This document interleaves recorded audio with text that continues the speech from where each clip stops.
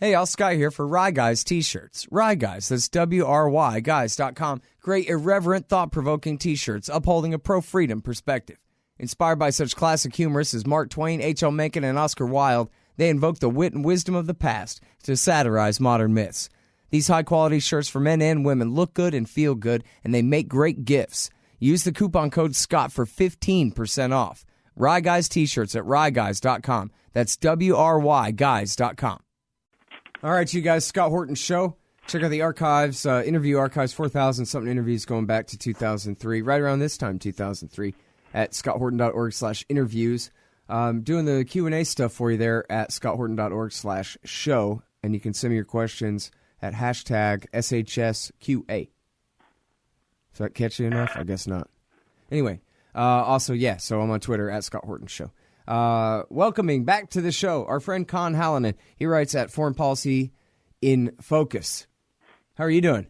I'm doing fine, Scott. How about you? I'm doing great, man. I appreciate you joining me back on the show here. And now I'm desperately clicking around in my tabs for your long-lost article here that you wrote about Turkey and about President Erdogan and the upcoming referendum. When is it? It's the 16th. The 16th. So it's in 6 days. Okay. Erdogan, president of Turkey, big referendum. What's the referendum about? Well, what the referendum is there are 20 sort of amendments, and what it does is it turns the Turkish system, which is a parliamentary system, and where in theory the president is kind of a figurehead who gets the right to do ceremonial kinds of things, supposed to be neutral politically, etc. And it's a parliamentary system which the prime minister is supposed to be the person with the greatest amount of power. So what Erdogan has done is to put forward a constitutional change that would turn the presidency into an imperial presidency. I mean, it's the only way to put it. It's actually much more powerful even than the American presidents. He would have the power to dismiss Parliament anytime he wanted to. He would have the power to select the majority of Supreme Court justices and judges and things like that. It's basically a dictatorship, is what people are voting on. And if he wins it, it will kind of end this process or bring to a head this process where he has slowly not only consolidated power, but also marginalized everybody else. There are several members of the parliament who are in prison right now. The head of the third largest party in Turkey, the Democratic Party, which is mainly Kurdish but not entirely, is in prison. There are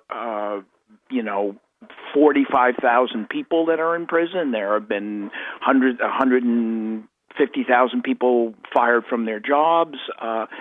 He has used the last year's attempted coup as an opportunity to try and slam this referendum through.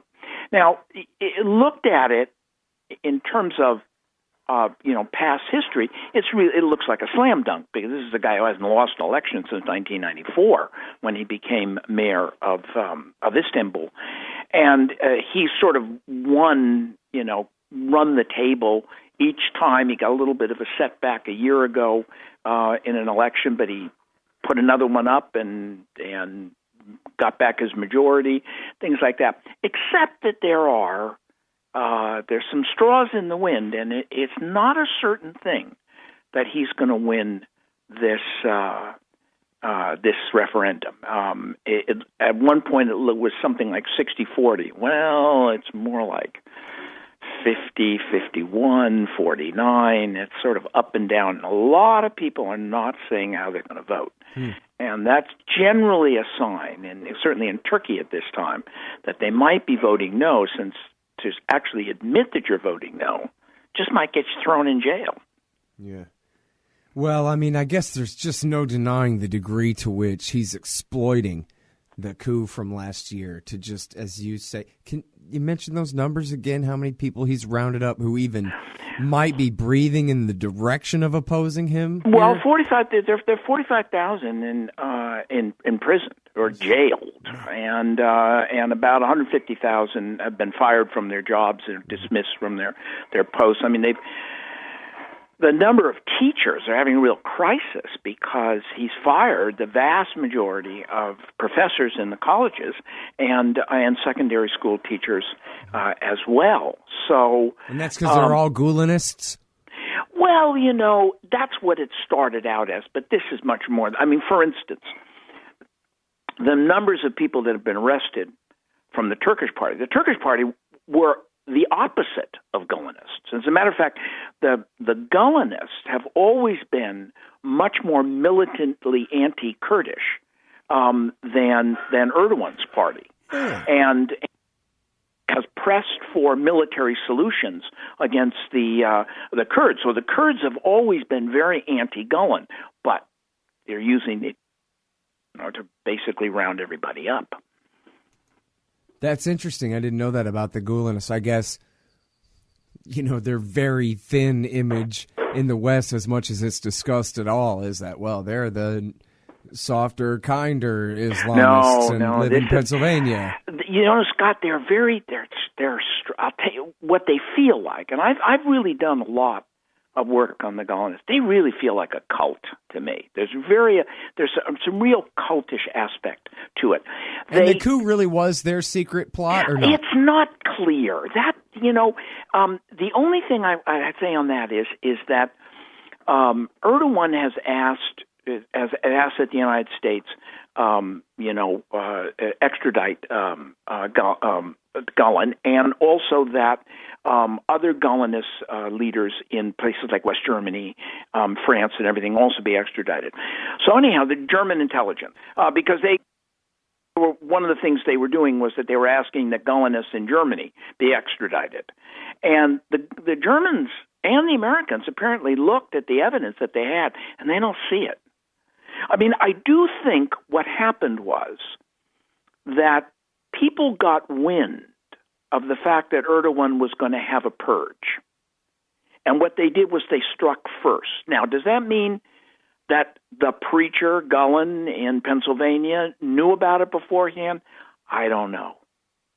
In any case, it was the gang that couldn't coup straight. Yeah. But one thing about the Gulenists is that on the surface, they say we're for everybody getting along, and we're not Islamicists, and they are Islamicists.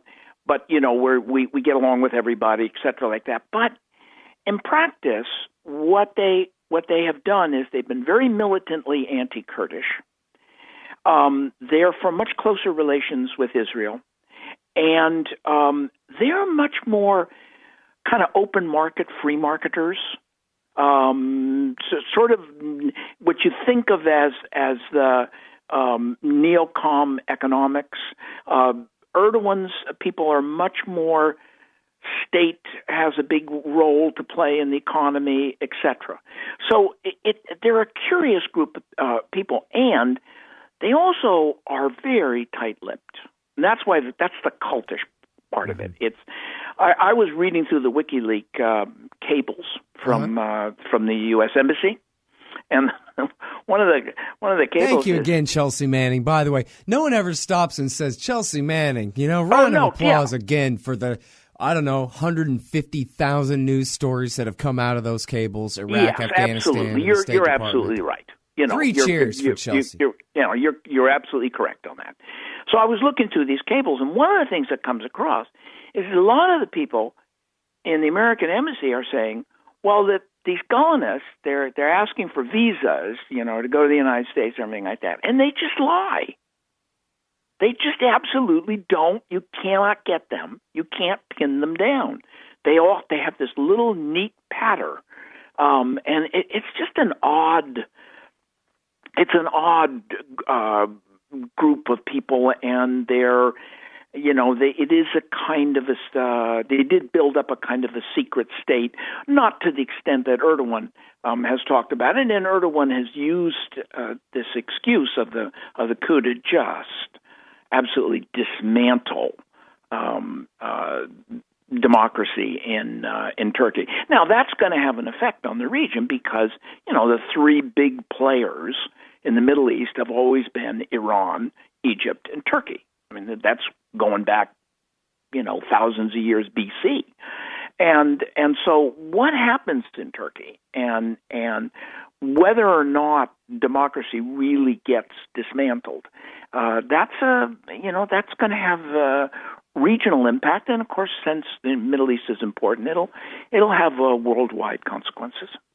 Well, one thing that concerns me very much is that over the past year, there's been this group called Brother Turks, and it's really kind of a militia. In fact, the newspapers refer to it as Erdogan's militia, and it's right-wing nationalists and Erdogan supporters that have been arming, and they buy. It's very difficult to get a handgun in Turkey, but it's very easy to get hunting rifles and shotguns and things like that. And these people have been filling up on long barrel guns and shotguns, and drilling and getting together for target practice and all this kind of stuff. The scary thing about it to me is if the referendum fails, as I say, I think. If you were a betting person, Scott, you'd probably have to go with the fact that it's going to pass. But it's not, as I say, it's not a slam dunk. So if perchance it fails,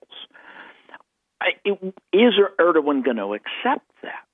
And I'm not at all convinced that he is. I mean, he'll still be the president, right? So he could just take all the power anyway and appoint whoever he wants and who's going to stop him.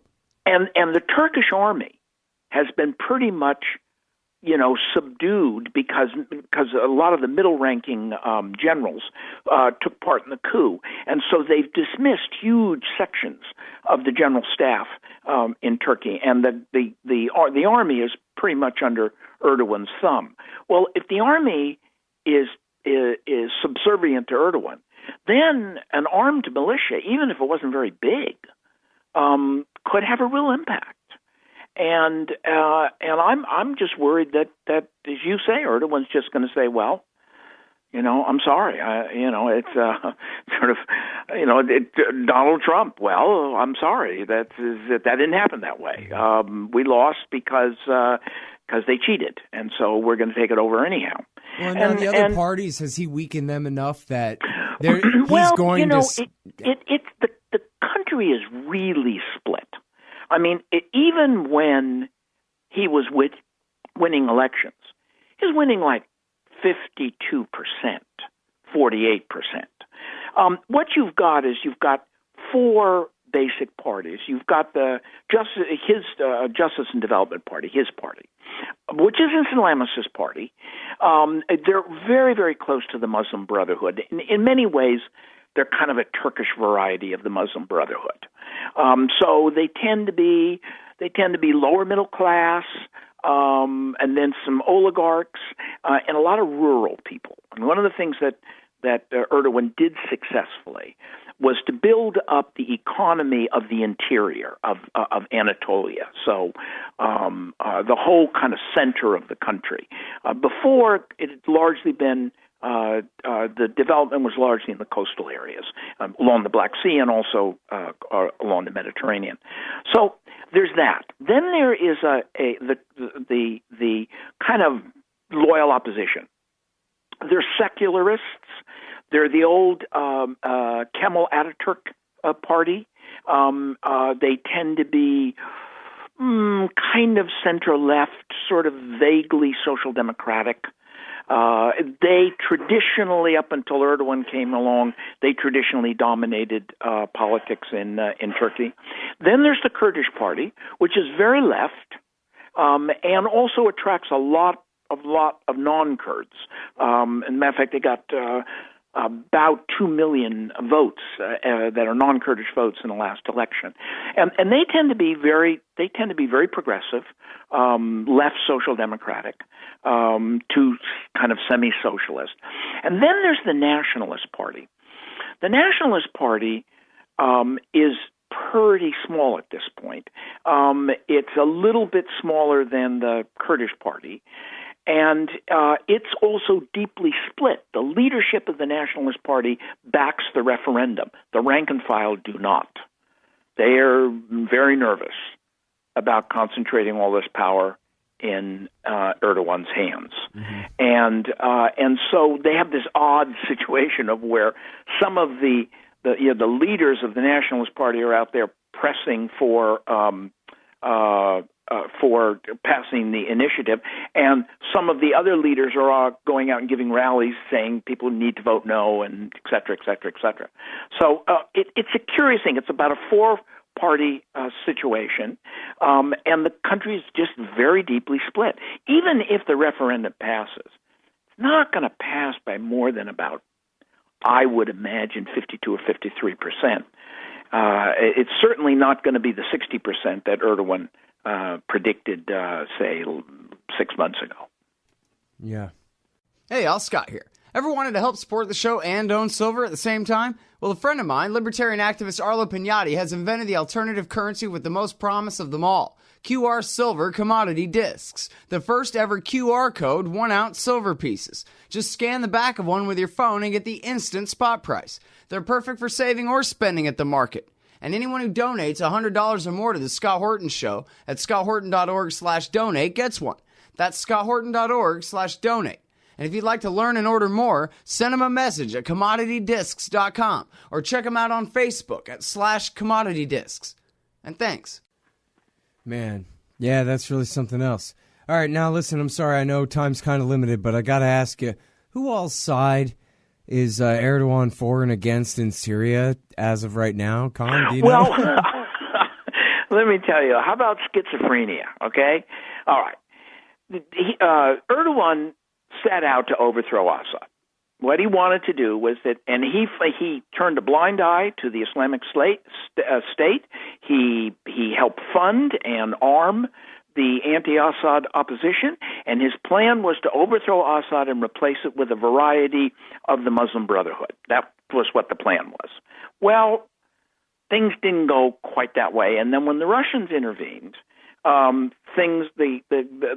it went south. He shoots down a Russian airplane. Bad idea.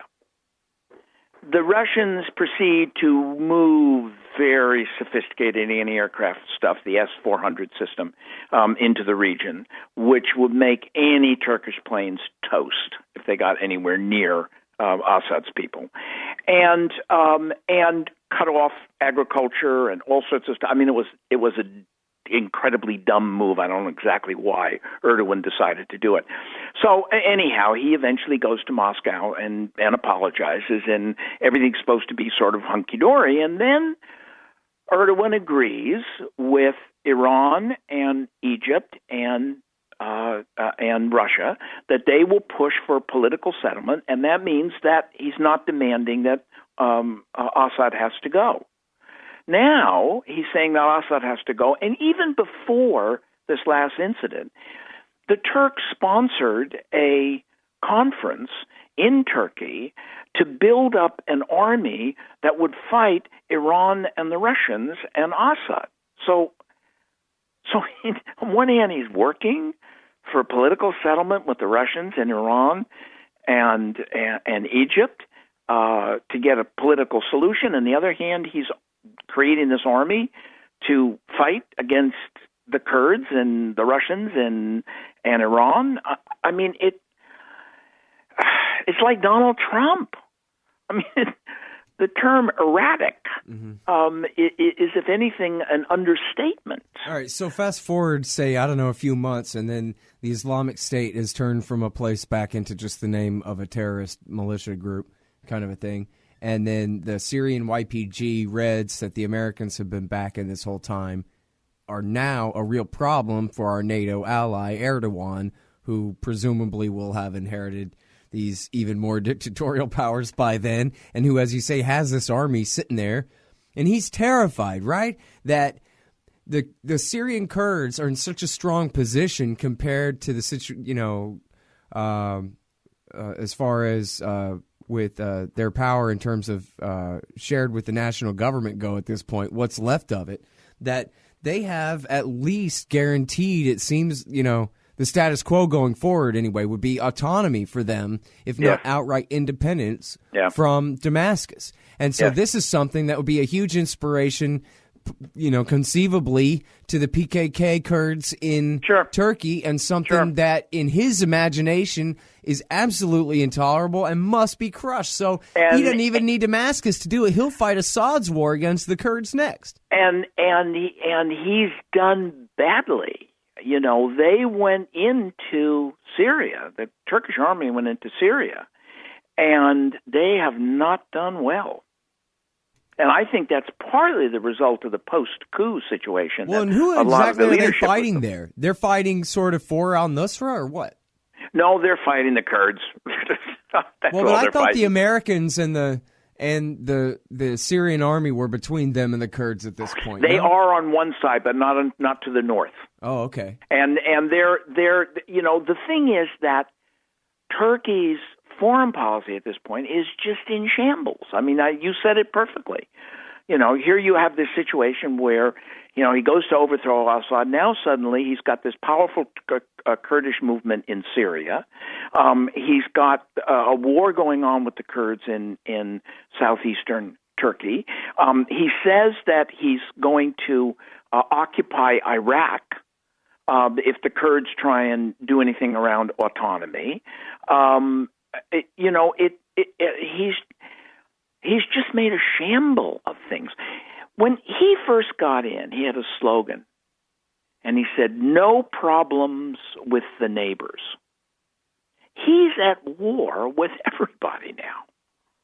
I mean, it's gone from what was really founded initially, like it was a very progressive kind of step in the direction of getting some rationality in the Middle East, and now he's in a situation where he's at war in Syria, he's at war inside Turkey, he's at war in Iraq.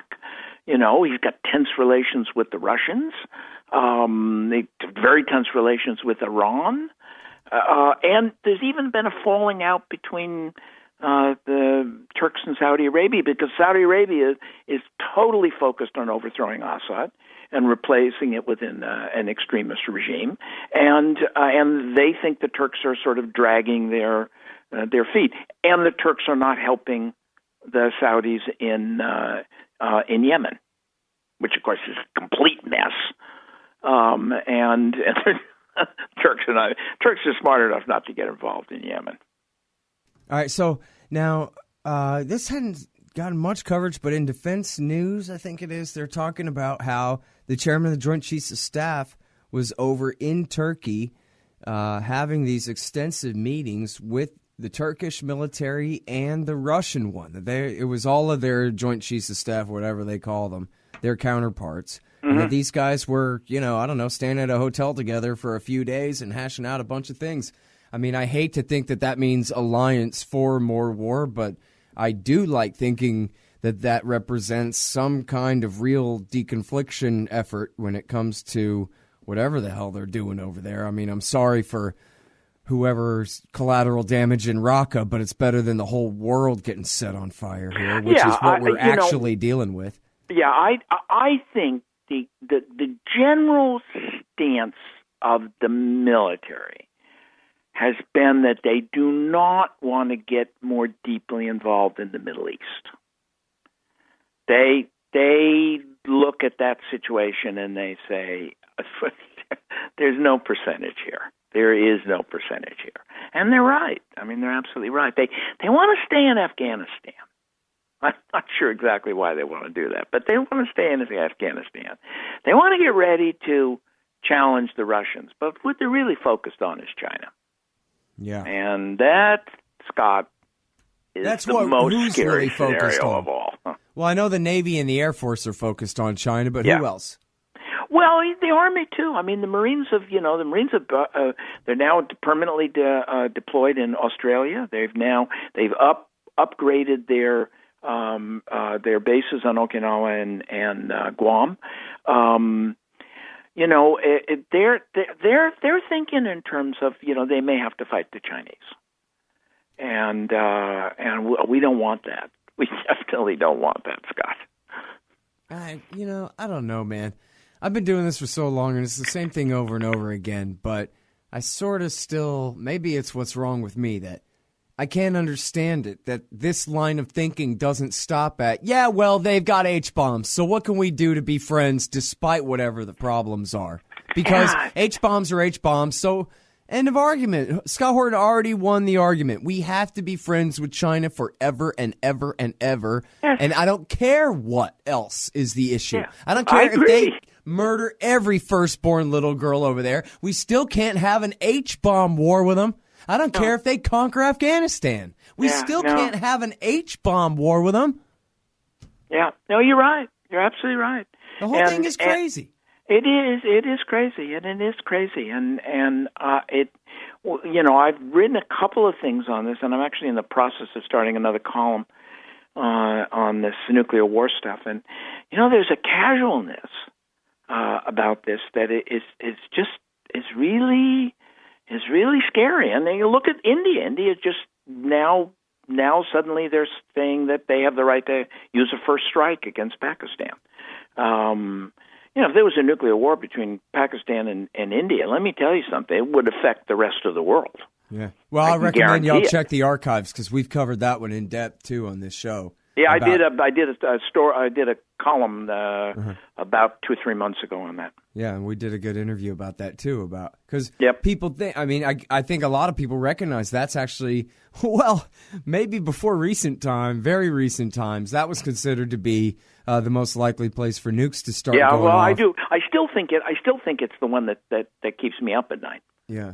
I mean, it really, and we might as well mention here briefly, as you mentioned then, it's a real conundrum where the Pakistanis have these very tactical, small, usable nukes, right. But the Indians just have strategic H-bomb city erasers. Right. And so if the Pakistanis see an armored Indian column coming and they use one tiny little A-bomb on it, then it's on. Yes, there's no going back from that. Nope. Now we're talking full-scale genocide. Right, and we're talking about affecting weather worldwide. You would not be able to grow wheat in Canada or Russia. We're talking about huge holes in the ozone layer. We're talking about enormous increases in ultraviolet radiation, cancers. We're not talking about just the people who get killed in between those two countries. We're talking about worldwide impact on that. And those are small nuclear weapons. I mean, if they ever got down to the United States and Russia or China, well, those nuclear weapons are kind of off the charts. Right. And, I'm sorry kind of to the audience because I know that alarmism sounds stupid because the worst case scenario never does come true in any short term anyway, right? Although I can think of a few worst case scenarios that have played out recently. Yeah, but and all it has to do this is really is once. a real danger. I mean, these H-bombs, they got thousands of them, and I think the real lesson of the 20th century is all of these politicians are just a bunch of George W. Bushes. None of them know what to do. You listen to Mattis confuses ISIS with Iran, and he's not just lying. Like, he actually hasn't thought about this or read a good book or heard of Patrick Coburn before. I mean, these are the people who are in charge, are people who think it's thinkable to use nukes in real life. You're right. You're absolutely right. Really. Anyway, I'm sorry. I know you have to go. Thank you so much for your time. Okay, Scott, sure, anytime. I'm sorry there was a mix-up. No problem at all. My fault, totally. But listen, I want everybody to read your article. I thank you very much for explaining all this Turkey stuff to me because it's all kind of anytime, great. Scott. All right. Thanks all again. Right, have a good day. All right. That's Conn Hallinan, y'all. You can find him at fpif.org, Foreign Policy in Focus. And this one is called Erdogan Isn't As Strong As He Looks. That's what makes him dangerous. And it's a really good one, too. Check it out. And thanks again, y'all, for listening. It's scotthorton.org for the interview archives, /interviews for the interviews, /show for the questions and answers. And follow me on Twitter at Scott Horton Show. Thanks. Oh, yeah. # SHSQA for the if you want to ask me questions on Twitter there. Thanks. I mean, I'll answer them on here, but I'll read them on there. Yeah. Hey, all Scott here. On average, how much do you think these interviews are worth to you? Of course, I've never charged for my archives in a dozen years of doing this, and I'm not about to start. But at patreon.com/Scott Horton Show, you can name your own price to help support and make sure there's still new interviews to give away. So what do you think? 2 bits? $1.50? There are usually about 80 interviews per month, I guess, so take that into account. You can also cap the amount you'd be willing to spend in case things get out of hand around here. That's patreon.com/Scott Horton Show. And thanks, y'all. Hey, Al Scott here. If you've got a band, a business, a cause, or campaign, and you need stickers to help promote, check out thebumpersticker.com at thebumpersticker.com. They digitally print with solvent ink, so you get the photo quality results of digital with the strength and durability of old-style screen printing. I'm sure glad I sold thebumpersticker.com to Rick back when. He's made a hell of a great company out of it, and there are thousands of satisfied customers who agree with me, too. Let thebumpersticker.com help you get the word out. That's thebumpersticker.com at thebumpersticker.com.